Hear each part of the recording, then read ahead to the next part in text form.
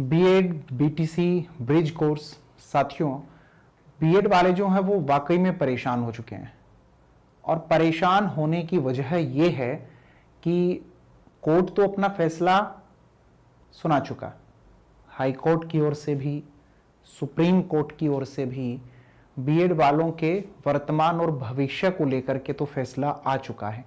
लेकिन जो सरकार है, सरकार के अधिकारी जो हैं और उनके साथ साथ जो एनसीटीई है, इनकी ओर से अगर कोई क्लैरिटी ऐसी आ जाए कि जिसके अंदर ठोस जवाब दे दिए जाएं, तो लाखों कैंडिडेट के वर्तमान समय और भविष्य को लेकर के जो अपनी वो रणनीतियां बना करके चल रहे हैं, उनको वो एक दिशा देने का काम कर सकते हैं। अभी तक तो मामला ये चल रहा था कि बीएड वाले जो हैं वो प्राइमरी टीचर नहीं बन सकेंगे फ्यूचर में, वो क्लैरिटी तो आ चुकी है। लेकिन अब जो बीएड वाले साथी शिक्षक के तौर पर काम कर रहे हैं प्राइमरी टीचर के रूप में, उनके सामने भी एक नया संकट आ गया है।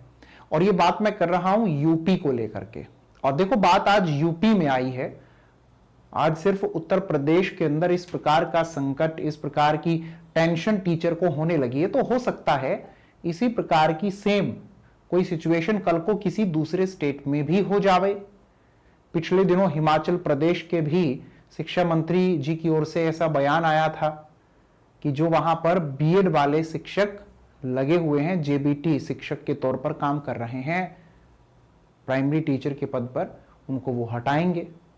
तो ये बात जो आप लोगों को सामने न्यूज़पेपर की भी कटिंग नजर आ रही होगी, ये मामला है बेटा उत्तर प्रदेश का। उत्तर प्रदेश में आप सभी जानते हैं कि पिछले कुछ समय में शिक्षकों की भर्ती हुई थी और उस भर्ती में जो बीएड वाले हैं उनको भी शामिल कर लिया गया। बीएड वाले कई सारे जो हैं वो प्राइमरी टीचर बन गए, कोई दिक्कत नहीं है, प्राइमरी टीचर बन गए, सैलरी अपनी ले रहे हैं, अपना काम कर रहे हैं। लेकिन एनसीटीई ने जब 2018 में ये बात कही थी कि प्राइमरी टीचर बन सकते हैं बीएड वाले, तो साथ में एक बात का जिक्र और था कि उन लोगों को ब्रिज कोर्स करना होगा। सेतु पाठ्यक्रम हम हिंदी में कह देते हैं ना, ब्रिज करिकुलम टर्म आपने सुनी होगी, है ना। तो बेटा ब्रिज कोर्स उन लोगों को करना था अपना, ठीक है, सेतु कोर्स उनको अपना करना था कि जो डिप्लोमा लेवल का कोर्स होता है और जो बीएड लेवल का हमारा कोर्स होता है, उनमें जो डिफरेंसेस हैं, उन डिफरेंसेस को कम करने के लिए ये कोर्स आप लोगों को करवाया जाता है। 6 महीने के आसपास का ये कोर्स होता है। लेकिन फिर वहां पर क्या हुआ कि जिन्होंने ब्रिज कोर्स नहीं किया हुआ था उनको भी मौका दे दिया गया भर्ती होने का। ये गलती किसकी रही? ये सरकार की गलती रही। ये गलती किसकी रही? विभाग की गलती रही। तो वहां पर जो शिक्षक थे उनकी भी मौज हो गई कि अरे वाह, कोई दिक्कत नहीं है, ब्रिज कोर्स हमने किया नहीं है और यहां पर हम बीएड वाले जो हैं वो प्राइमरी टीचर के तौर पर नियुक्ति पा रहे हैं, आओ आराम से अपना सैलरी लेंगे, मजे आएंगे, वो भी अपना खुश हो चले और कोई भी खुश हो जाएगा, मैं भी खुश हो जाऊंगा, आप भी खुश हो जाओगे। मानव प्रवृत्ति है। कुछ ही लोग होते हैं जो उस वक्त एक एक ठोस नियम जानकर के काम करते हैं, नहीं तो जहां पर भी लचीलापन मिलता है हर कोई आगे बढ़ चलता है। अरे ठीक है, नहीं करना पड़ रहा है, कोई दिक्कत नहीं है, तो वो लोग भी बढ़ चले आगे। अब जब सुप्रीम कोर्ट की ओर से ये बात आ चुकी है निकल करके कि जो बीएड वाले हैं वो प्राइमरी टीचर नहीं बन सकते हैं, तब जो शिक्षक बने हैं बीएड वाले और उन्होंने ब्रिज कोर्स नहीं किया हुआ, वो टेंशन में आ गए हैं। और उनकी टेंशन ये है कि कल को ये मुद्दा अगर हाईलाइट हो चला तो फिर हमारे ऊपर बात आएगी और कहीं हमें हटा ना दिया जाए।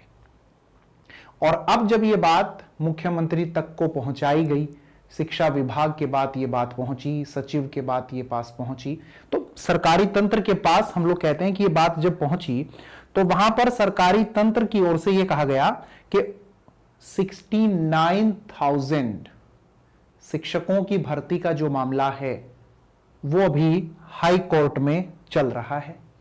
और जब तक हाई कोर्ट की ओर से इस पर कोई फाइनल डिसीजन नहीं आ जाता है, तब तक हम लोग किसी को भी कोई भी ब्रिज कोर्स करने की अनुमति नहीं दे रहे, हम किसी का भी ब्रिज कोर्स नहीं करवा रहे हैं।